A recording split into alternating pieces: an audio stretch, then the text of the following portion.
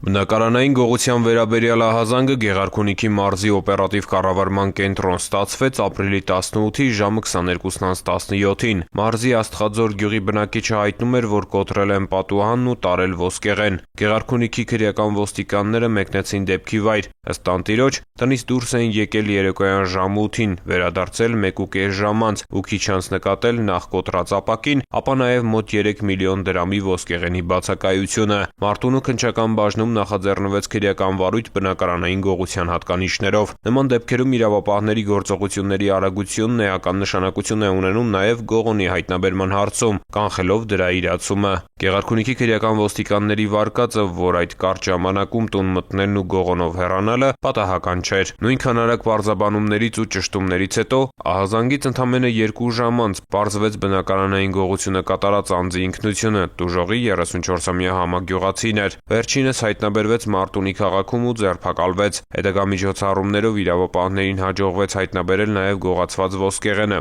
ողջ ծավալով։ 34-ամյա աստղաձորցուն մեղադրանք է ներկայացվել, նա կալանավորվել ու տեղափոխվել է քրեակատարողական հիմնարկ։ Հանգամանքները նախաքննության պարզվում են։